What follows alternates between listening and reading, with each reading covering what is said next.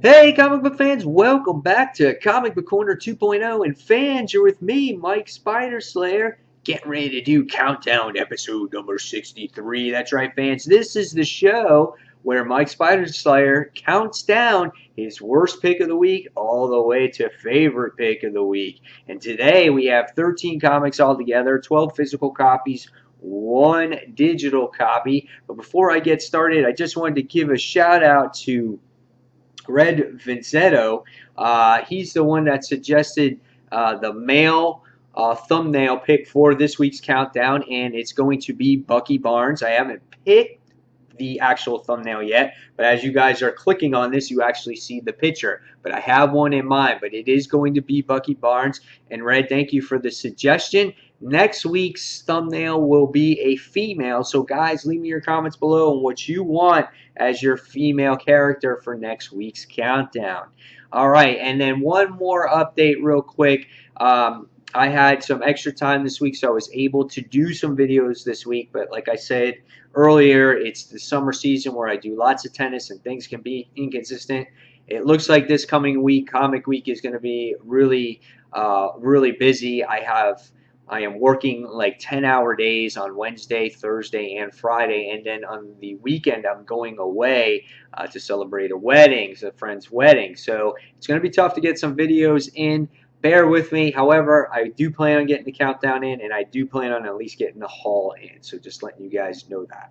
All right, with that being said, no more interruptions, no more BS. Let's get started with this week's countdown, and we're going to get started with number 13, the loser book of the week. Blah, blah, blah.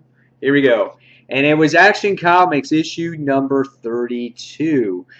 This book wasn't horrible. Let me just say, guys, that the books this week were really phenomenal.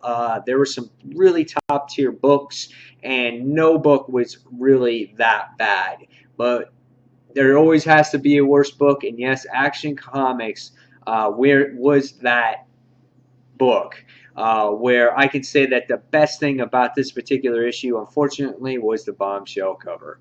Um, Basically, in this issue, we have Clark fighting this doomsday virus.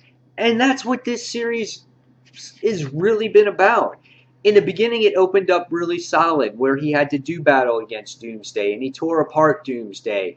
And we get to see him fight this virus, and Wonder Woman in the Superman and Wonder Woman issue we get to see Wonder Woman try to keep that virus in check. But now, ever since then, it's just been dragging. It's the same thing.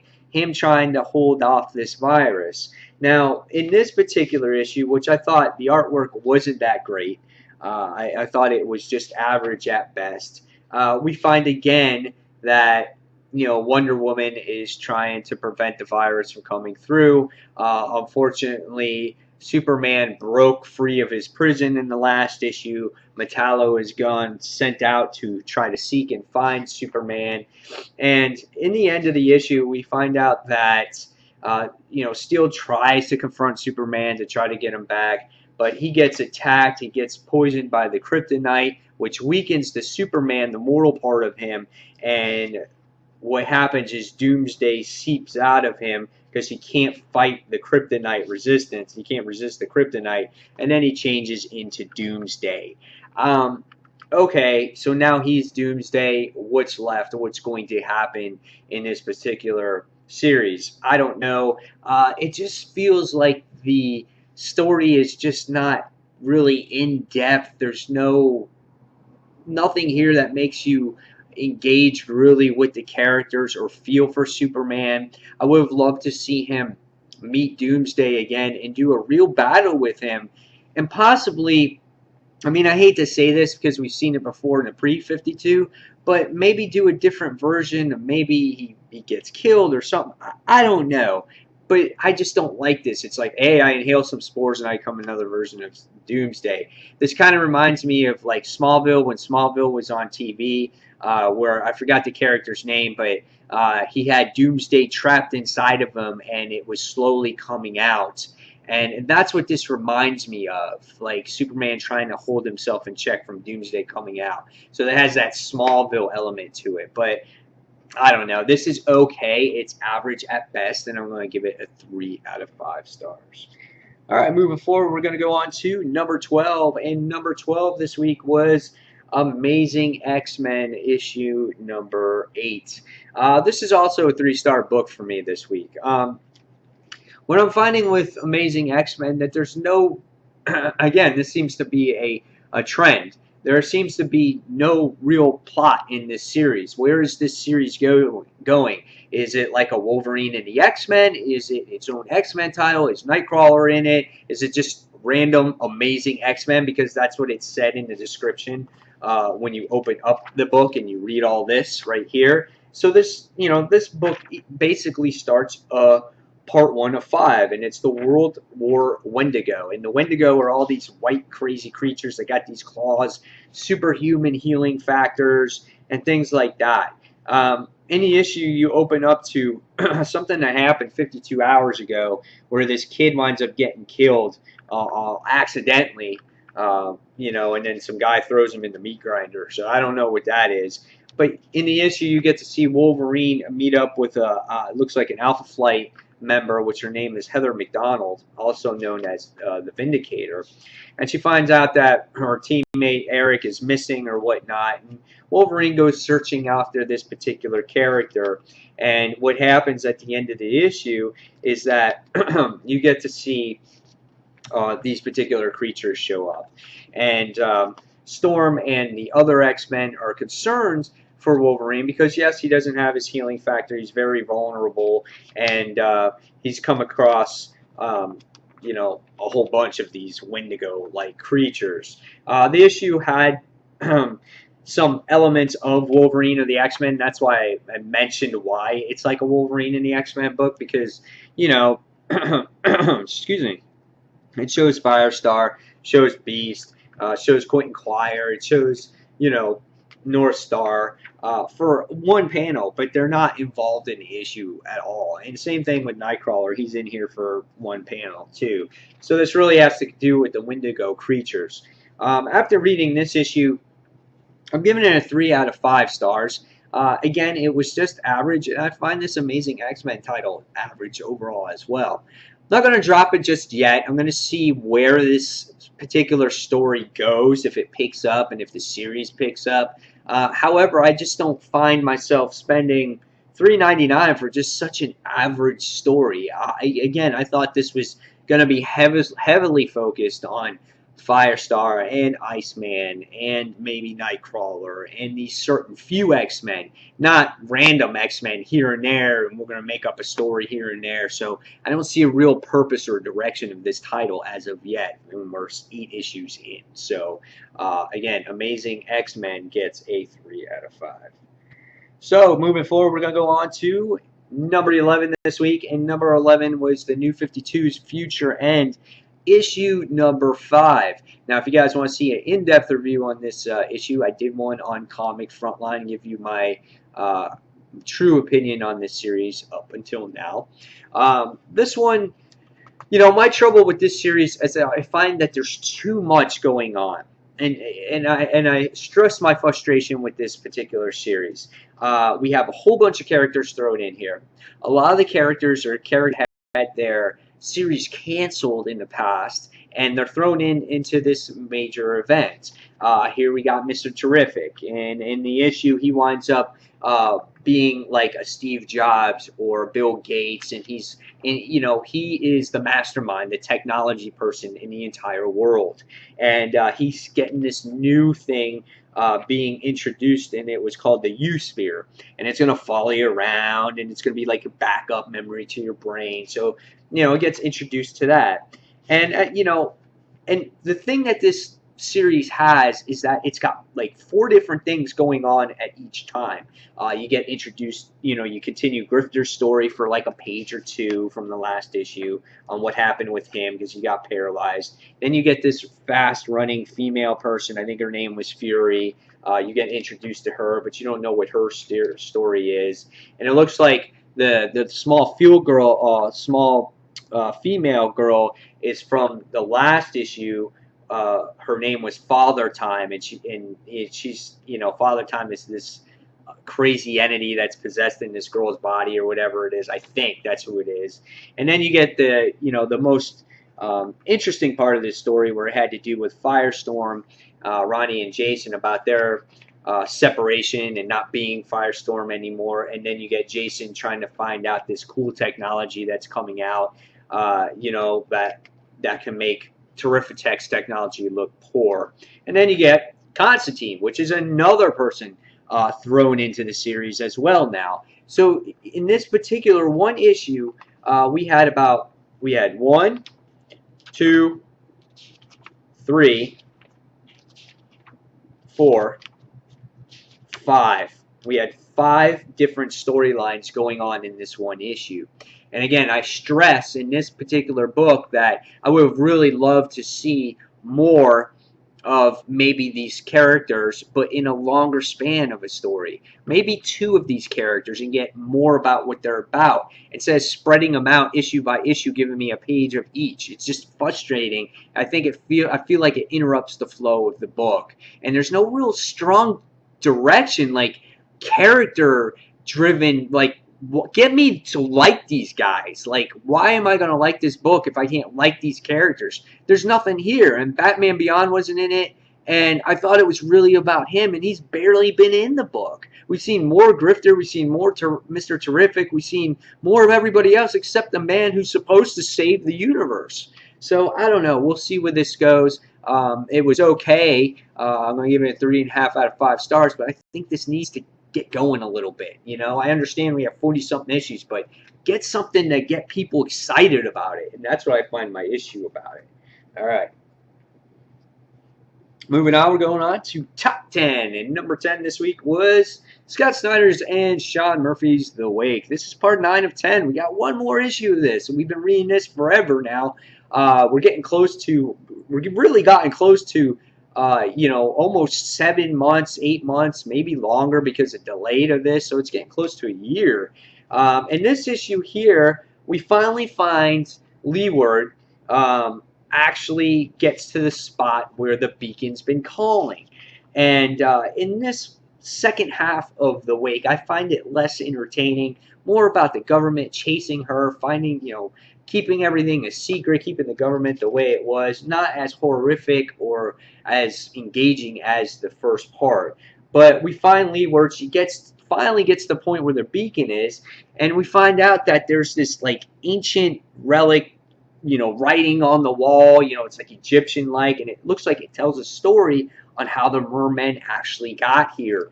And we found out that there's a person there that, I guess, that was writing all this stuff. And there's this crazy device on the person's eye. And I remember that from the first issue, we've seen that device before. But little do we know in the issue is that the government found our heroes here, or our pirates, and wind up following them to the place where the beacon is, and they wind up destroying it. So Leeward winds up, escaping all this, the entire fleet, and they wind up, everyone mostly winds up dying, and somehow she's reunited with Lee Archer, which was the person in the first part of the series, which I think their mother, great-grandmother, or something like that, somewhere down the bloodline. And it looks like in the next issue, we're going to find out what has happened after all this time, and it'll be interesting to see. But yeah, it was okay.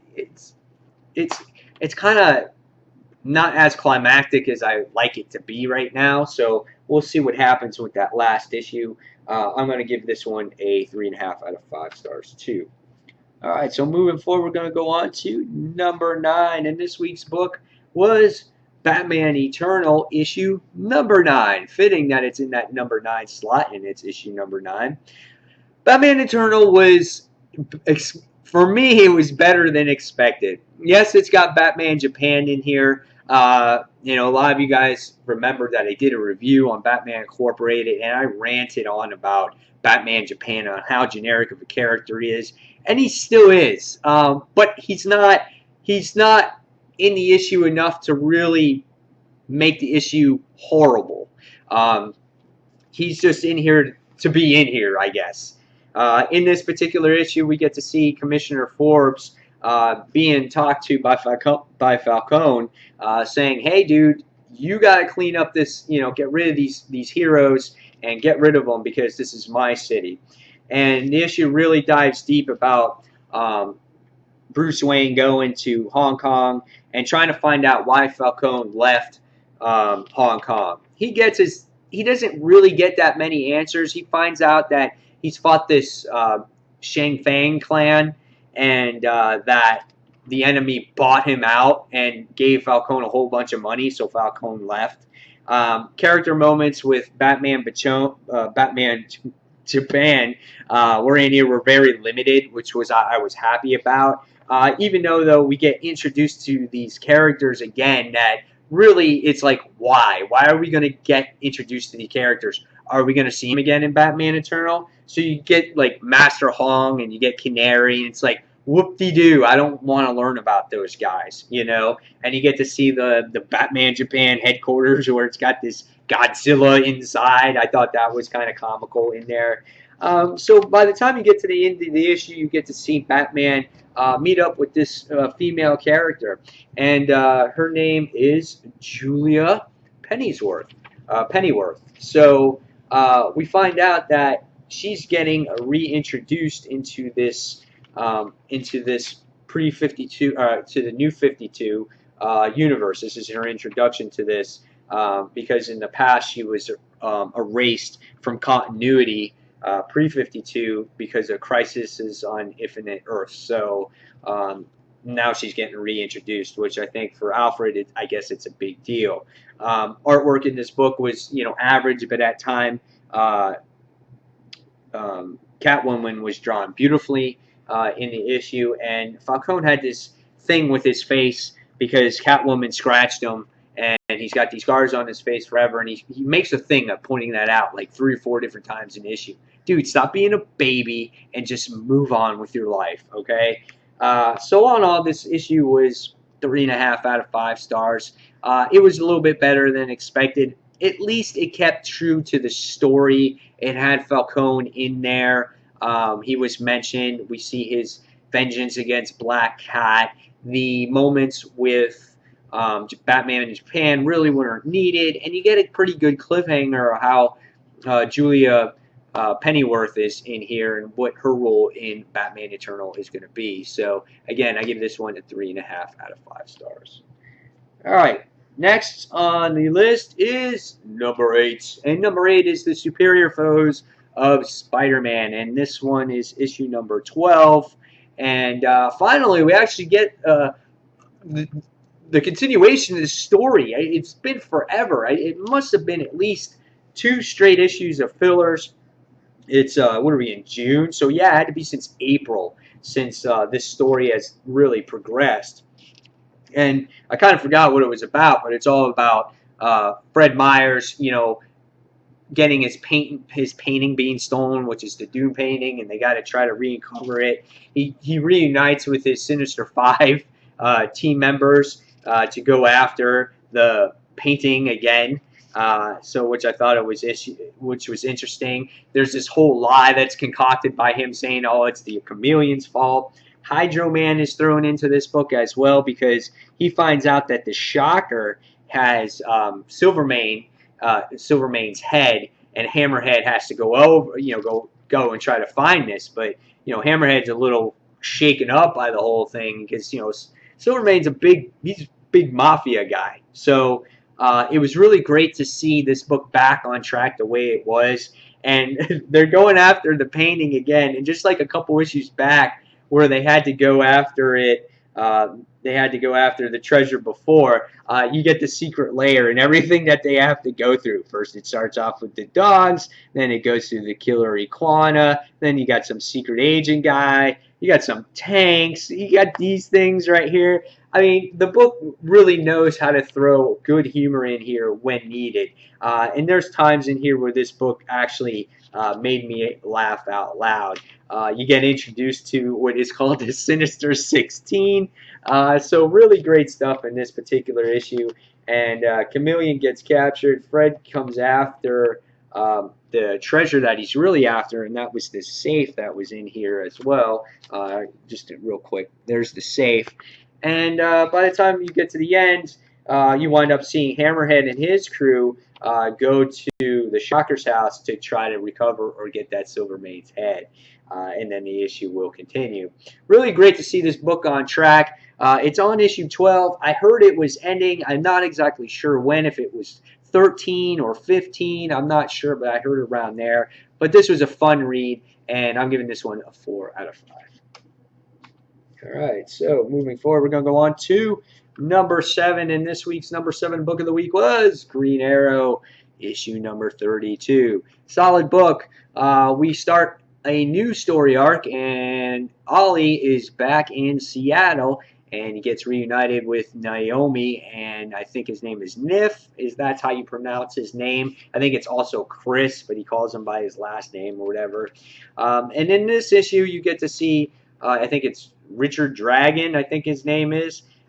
He's like the guy that wants to take over the city right now. He has this vendetta against Oliver McQueen because his dad was in control, and here comes Green Arrow to destroy the day. So he has this vendetta against Ollie. You get to see a couple of CD listed characters coming in here trying to take care of Oliver McQueen, which one of them was Red Dart, which I thought was actually cool because she's got this wrist and she lets go of these darts in her wrists. Diggle gets captured in here. He's being interrogated. You get to see this, Richard Dragon's whole story, his background story. So it goes into the past, and the art gets a little bit even more obscure as the book dives into the past, and I didn't like that because the art is dark and it's in its own. It's very unique. However, once you get even further down where you can't make out faces and things like that, that's when it really gets rough for me. But again, I loved Red Dart. I thought she was my favorite character. And, just as Oliver McQueen is just about to get his ass beat, we get to see the return of Omiko. And I thought that made the issue shine right there because it looks like she's going to be, Green Arrow's true sidekick here. And, it's his half daughter, I think, right? So, or half sister or whatever it is. Yeah, half sister. Yeah, so yeah, interesting stuff here. I really enjoyed it. I didn't enjoy too much of those past moments because you can't make out what's going on. But still, it's a solid series. I really like it. Love the cover here. I'm gonna give this one a 4 out of 5. All right, so pushing forward, we're gonna go on to, I think we're on 6. Yep, number 6, and number 6 was Miles Morales, The Ultimate Spider-Man, issue number 2. This book was really solid as well. First issue, you got left with Peter Parker, in a corner going, dude, I want my web shooters back. And it's like, okay, dude, all right. So everyone's in speculation that reads this series is sitting there going, it's not the real Peter Parker, it's a clone. Everyone that in the comic book community is sitting there, it's a clone, it's a clone. And what was so great about this issue, after you had, the Green Goblin make his quick appearance in this particular issue, or Norman Osborn knowing that he's free, and you had this lengthy discussion in shock value between Miles Morales and Peter Parker, you find out that Miles Morales' speculation is that it's a clone as well. And I thought that was really cool because it's like a relatable thing. As a reader, you're thinking a clone, and as Miles Morales, he's thinking as a clone. It's the first thing that comes out of his mouth is clone. And he's getting changed, and he's getting ready to go out, and he's like, clone, clone, clone. Artwork is solid. Dialogue is solid like usual. The downfall to this issue is it really is a quick read. It didn't take me more than 5 minutes to read it. I think maybe 4. It was that quick. However, when the dialogue moments happen between Genki and Miles, I thought it was really, really good. And then at the end of the issue, you get to see Katie Bishop and Miles Morales discussing about possibly Miles may be showing his or giving up his secret. Really good issue. Again, the downfall was just a quick read, not much progression in here, but it's always a good story. And if there wasn't so many great books, this probably would be higher. But it is a 4 out of 5 and number 6 on the list. All right, so going into our top 5. Number 5, and number five's book is, hold on one second, because it's the digital book, Nailbiter, issue number 2. Yeah, guys, if you like murder mysteries, character development, horror books, this is going to be a book for you. I thought that this book was really well done. It was about this. It's about this small town. It's called. It's in Oregon. I forgot what it's called offhand, but because I read it a few days ago, and I forgot the town's name. But it has this history of bringing up serial killers. It's like 16 of them. One of them, one of the most recent guy, his name was Warren. He had all these accounts on him, 37 accounts of murder. He's got 70 counts of indecent exposure, 60 counts of attempted murder, 45 counts of first-degree murder, and then he winds up getting off as not guilty. And he winds up going back at home, and he's free, because the justice system doesn't work correct.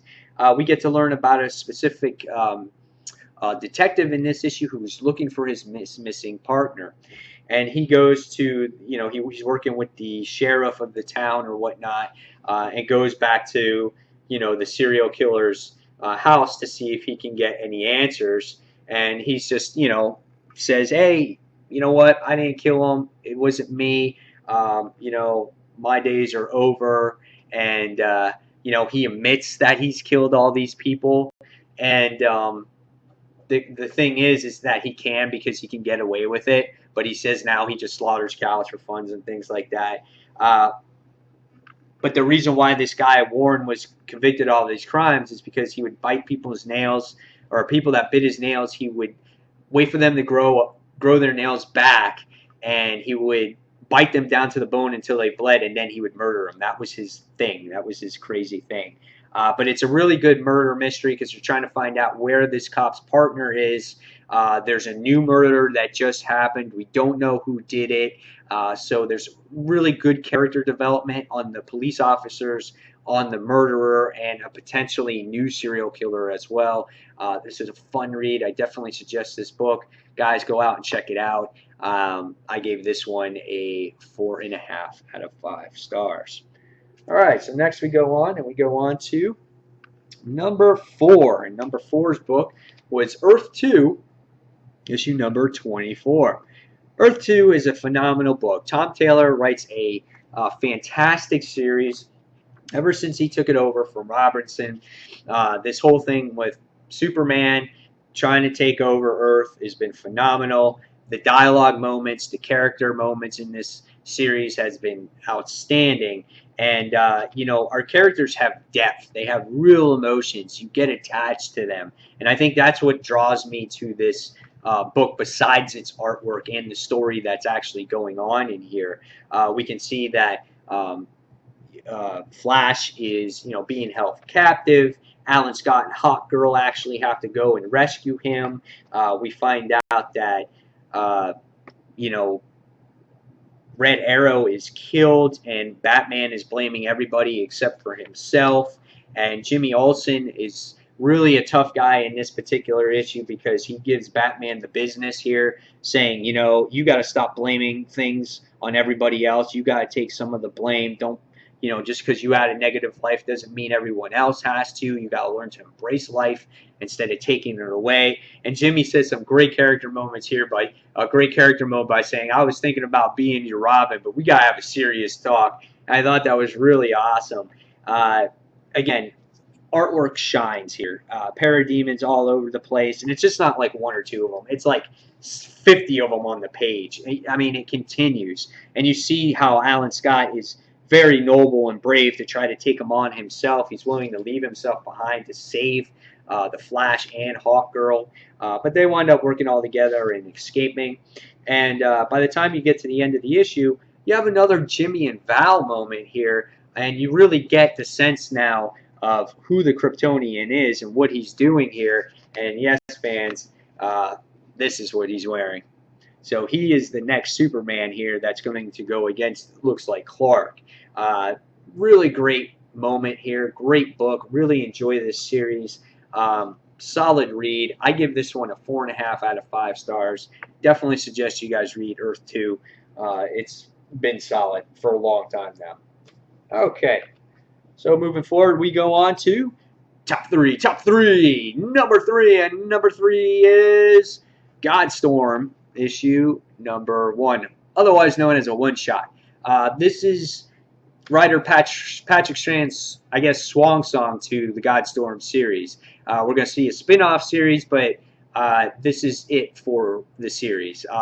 This is based off of, here on the cover, you got a gorgeous cover of Venus here, and this book really has to do with Zeus, and you get to see his adventure, his journey from being warrior, father, dying, and rebirth. And that's what this book really has to do about.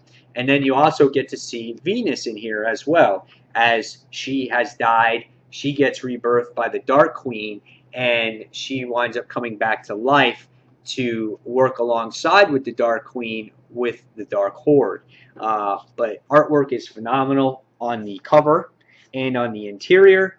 And again, everything that I just mentioned here is phenomenal. Is what happens in the issue. Patrick Strand always does a great job at making books reader friendly.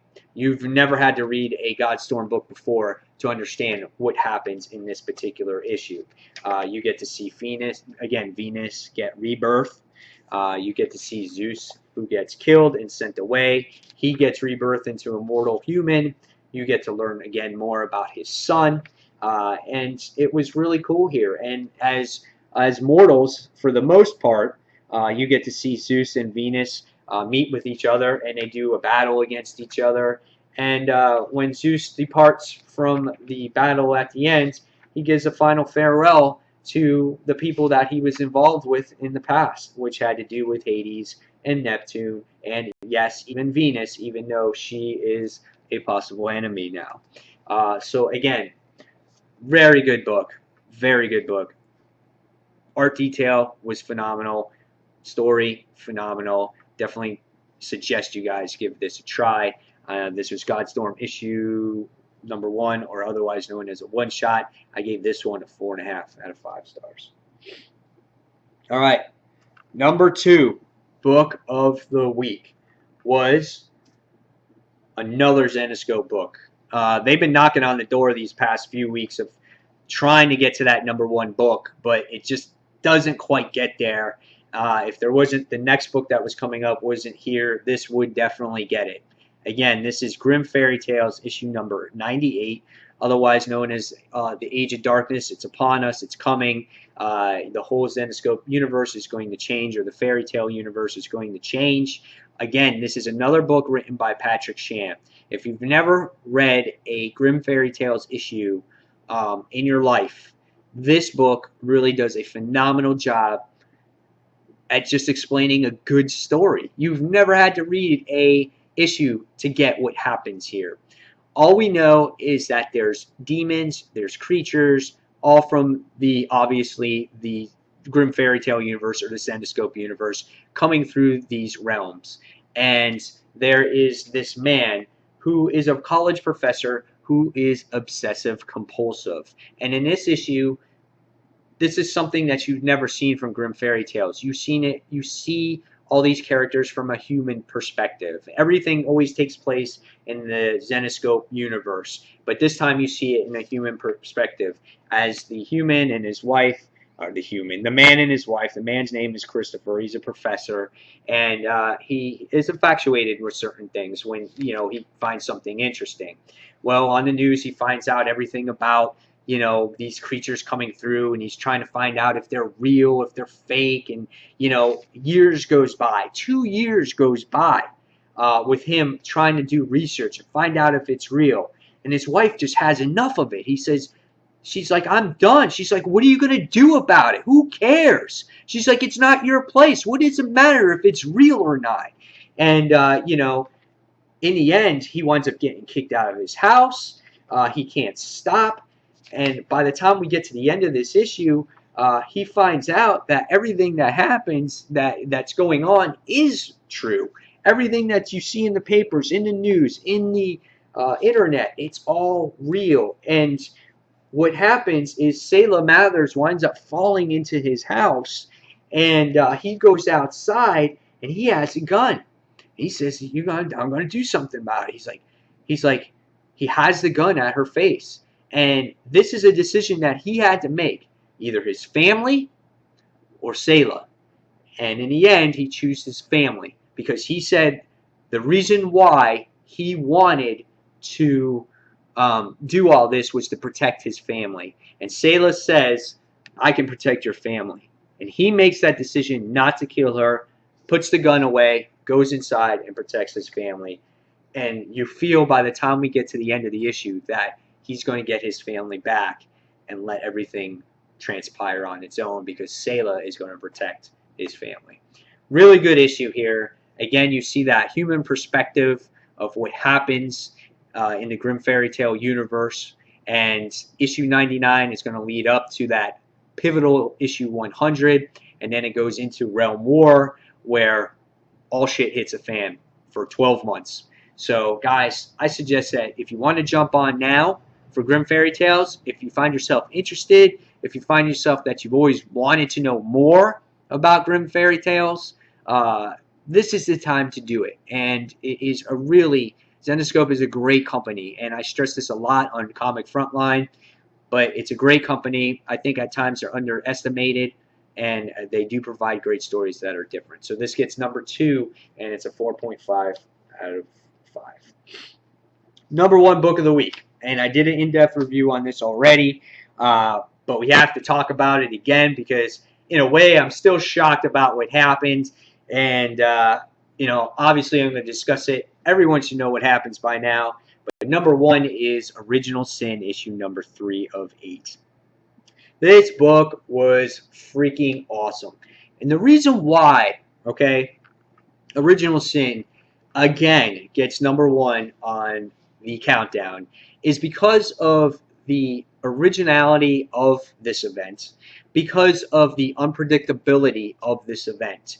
You can speculate all you want, and at this point, you have no idea what's going to happen in this event, okay? At the end of this issue, you were jaw-dropped by what happened here. And of course, we all should know what happened, and that is Bucky Barnes, the Winter Soldier, winds up killing old man Nick Fury. He winds up teleporting through, takes a freaking gun and blasts a hole through his chest. He sits there and shoots him in the arm, and then he winds up chopping his head out, and you get a page like that. And when we all read this last week, everyone was like, oh my God, I can't believe that happened. I can't believe the Winter Soldier did this. Okay? That's what makes this story so good, is the unpredictability of it. Who would have ever thought we would get characters or villains like a giant eyeball guy, like the Orb, a nobody from the 1970s that was in Ghost Rider comics? Who would have ever thought we would get Dr. Midas, where when I originally did my haul, I thought it was Iron Man. What did he make? An appearance in Marvel Boy in 2000? Same with his daughter. Another one. You know, so you're getting all these like Z-list, D-list characters, and you're getting thrown into this main plot. But I still don't think we found out who the villain is. This is a great, again, murder mystery. It's like Law and Order, trying to find out what happened. Who's the head guy behind this? You get all the characters have all their sins going to get revealed coming up in upcoming separate issues in here. So this event is really, really making the Marvel Universe go crazy right now. One thing is that a lot of people are speculating is that Nick Fury, he didn't have his sins revealed. They're speculating that a lot of people, readers are speculating that it's not the real Nick Fury. It's a life model decoy, which it could be. But deep down inside, I'm kind of hoping that it's not, because that would make it too predictable. And this series hasn't been that way. If it stays on the trend of being unpredictable, Nick Fury is not dead. Or Nick Fury is dead. I'm sorry. And it's not a life model decoy. But I don't know. I mean, it could be. But that would be the predictable thing. Another thing in this series is that it's just what's with Bucky Barnes. Has he been reprogrammed? Has he been mind swiped? What's going on with him? Is he more like the movie now? All kinds of stuff here, all kinds of speculation. But it's great because it's got people talking. It's got people excited for a Marvel event. The first time for a long time. I've seen people like Infinity. Some people hate it. I've seen some people, like X-Men versus Avengers versus X-Men, and all the other events that's come out. And but I haven't really heard many people at all dislike what's going on in Original Sin. I've heard people that wasn't for them, and then they heard about this issue, and like, holy shit, what I miss? But I don't really hear anything negative about this as of right now. So let's hope that issue number 4 continues to be great, and that this is not the best highlight of the series as of right now, as Bucky cuts Nick Fury's head off. Let's hope that that's not the best thing that's happened. Let's hope it continues to be great and that it doesn't fizzle out like Marvel events do. So, with that being said, guys, this was your number 1 book of the week. If you want to see my in-depth review on Original Sin, it is right here on this channel. Great book, phenomenal book. It did get a 5 out of 5 stars for me because of the oh shit factor at the end. And it's an overall great, unpredictable murder story. That's it. Case closed.